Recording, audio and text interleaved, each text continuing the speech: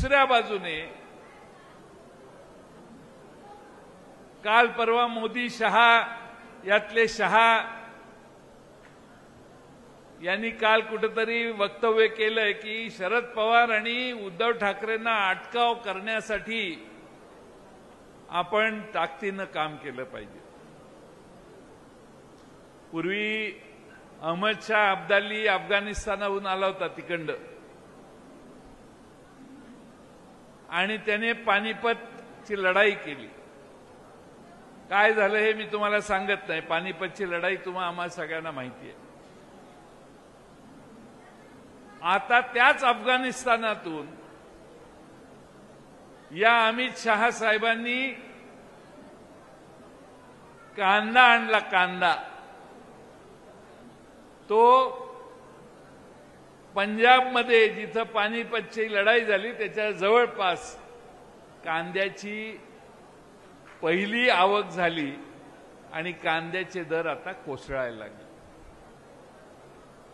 मराठ्यांचं पानिपत, मराठी फौजेचं पानिपत झालं असं आपण म्हणतो। त्या अहमद शाह अब्दाली जिथून आलेला तिथून या शहाने कांदा आणला आणि मराठी माणसाच्या कांद्याचं पानिपत त्या पानिपतवर करण्याचा डाव आखला। आता कांदा आला म्हटल्यावर आपलं पुन्हा कांद्याचे दर वधारलेले कमी होणार, ही काळ्या दगडावरची रेघ आहे। या देशामध्ये शेतकऱ्यांना शेतीमालाला दर मिळू नये अशी मानसिकता भारतीय जनता पक्षाची आज नाही। शरद पवार साहेब देशाचे कृषी मंत्री होते तेव्हापासून आजपर्यंत आम्ही सगळ्यांनी ऐकली आहे, पाहिलेली आहे।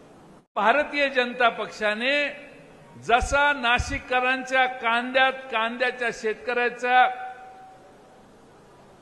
पाठीचं कणा मोडायचं काम केलं, तसंच महाराष्ट्रातल्या आणि देशातल्या प्रत्येक शेतीमालाचा कणा मोडण्याचं काम या देशातल्या भारतीय जनता पक्षाने केलेलं आहे।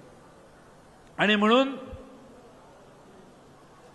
कांद्याची आयात पंजाबमध्ये झाली, त्यानं कांद्याचा दर कमी करण्याचं पाप ज्या अमित शहा साहेबांच्या सरकारने केलं ते आता म्हणायला लागले आहेत की महाराष्ट्र में शरद पवार को और उद्धव ठाकरे को रोकने की जरूरत है।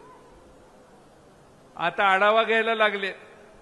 निवडणूक जम्मू काश्मीरची, तिकडं नाही साहेब जात। निवडणूक हरियाणाची, साहेब इकडंच। पण साहेबाला हे माहित नाही या औरंगजेबानं देखील 26 वर्ष महाराष्ट्रात काढली, पण मराठी राज्य त्यांना मोडता आलं नाही। आणि म्हणून या शहांनाही आम्ही सांगतो की महाराष्ट्रात मराठी राज्य मोडण्यासाठी तुम्ही 2 पक्ष मोडले, पण हे मराठी राज्य तुम्हाला मोडून आम्ही देणार नाही। पडेल ती किंमत देऊ, पण महाराष्ट्रामध्ये भारतीय जनता पक्ष, राष्ट्रवादी अजित पवारांचा पक्ष आणि एकनाथ शिंदेची शिवसेना यांचा पराभव केल्याचं काम आपल्या महाराष्ट्रातली जनता करेल हा आम्हाला विश्वास आहे। आणि त्यासाठी तुमचा आशीर्वाद घेण्यासाठी आम्ही आज इथं आलेलो आहे।